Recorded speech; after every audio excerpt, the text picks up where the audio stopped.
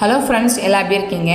உடல் எடை அதிகம் இருக்கிறதுக்கு என்ன காரணம்? அதை எப்படி அதிகரிக்காமல் வச்சுக்கலாம்? என்ன சாப்பிட்டாலுமே உடல் எடை அதிகரிக்காமல் இருக்கணுமா?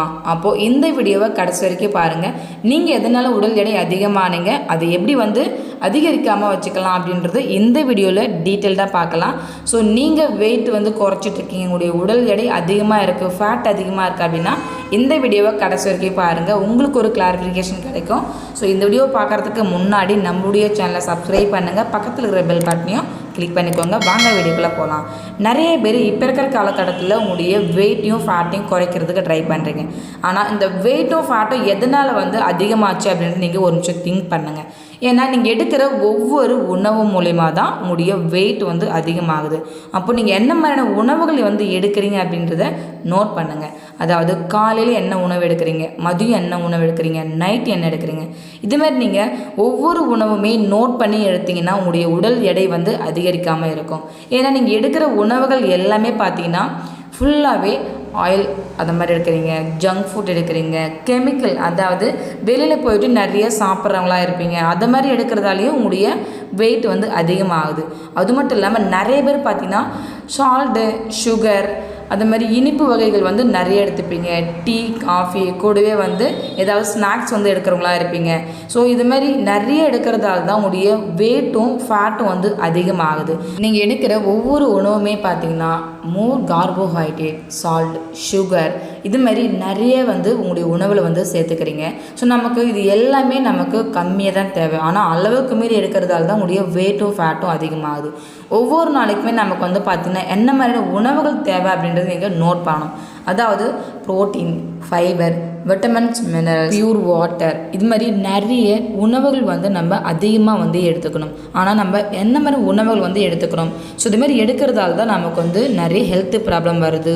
வெயிட்டு, ஃபேட்டு, நடந்தாலோ படியேறினாலோ என்ன ஆகுது, மூச்சு வாங்குது இல்லையா? அப்போது இது மாதிரி உங்களுடைய உணவு பழக்கங்கள் நீங்கள் மாற்றினீங்கனாலே உங்களுக்கு வெயிட் அதிகரிக்காமல் இருக்கும்.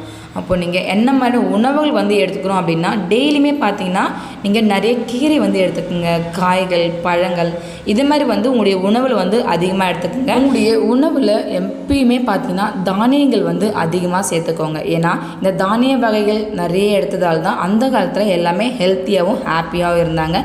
ஏன்னா ஹாஸ்பிட்டல் ரிசிப்ட் அப்படின்னாலே அந்த காலத்தில் எதுவுமே கிடையாது. ஆனால் இப்போ பாருங்கள், 10ல் 7 பேர் ஹாஸ்பிட்டல் போகிறீங்க இல்லையா? அப்போ இதுக்கு எல்லாமே என்ன காரணம்? நீங்கள் எடுக்கிற ஒவ்வொரு உணவும் தான். அப்போது நீங்கள் எடுக்கிற ஒவ்வொரு உணவுகளை நீங்கள் மாற்றினாலே உங்களுடைய ஹெல்த்தும் நல்லாயிருக்கும். நீங்கள் எந்த ஒரு ஹெல்த்து ப்ராப்ளம் இல்லாமல் ஹாப்பியாக ஹெல்த்தியாக இருக்கலாம். நீங்கள் எடுக்கிற ஒவ்வொரு உணவுலுமே பார்த்திங்கன்னா கலோரி ரொம்ப கம்மியாக இருக்கணும். அப்போ தான் உங்களுக்கு ஹெல்த்தியான ஒரு நியூட்ரிஷன் உங்கள் பாடிக்கு அப்செப்ட் ஆகும். அப்போது நீங்கள் எடுக்கிறீங்க அப்படின்னா என்ன மாதிரி உணவு எடுக்கணும் அப்படின்றது நீங்கள் ஒரு டயட் சார்ட் மாதிரி நீங்கள் நோட் பண்ணி எடுத்துக்கோங்க. ஸோ இன்றைக்கி இதுதான் எடுக்கணும், நாளைக்கு இதுதான் எடுக்கணும் அப்படின்றது நோட் பண்ணி எடுங்க. கண்ட நேரத்துலையோ ஏதாவது சாப்பிட்றீங்க அப்படின்னா அது எல்லாமே கொஞ்சம் அவாய்ட் பண்ணிக்கோங்க. அது உங்கள் உடம்புக்கு ரொம்பவே நல்லது. இது எல்லாமே கரெக்டாக பண்ணிவிட்டு நீங்கள் தண்ணி குடிக்காமல் இருக்கவும் கூடாது. அதாவது 20 கிலோவுக்கு 1 லிட்டர் நீங்கள் தண்ணி குடிக்கணும். அப்போ நீங்கள் என்ன வெயிட் இருக்கீங்களோ அதுக்கு தகுந்த மாதிரியான தண்ணி டெய்லியுமே நீங்கள் எடுத்துக்கோங்க. அதாவது ஒரு நாளைக்கு நீங்கள் ஹெவியாக ஏதாவது சாப்பிட்றீங்க அப்படின்னா கம்பல்சரி நீங்கள் ஒர்க் அவுட் பண்ணுங்கள். உங்களுடைய வெயிட்டு நீங்கள் என்ன சாப்பிட்டாலும் நீங்கள் அதிகரிக்கக்கூடாதுன்னா நீங்கள் எதுவாவது சாப்பிட்டீங்க அப்படின்னா ஒரு 1/2 hour கழித்து வார்ம் வாட்டர் எடுத்துக்கோங்க.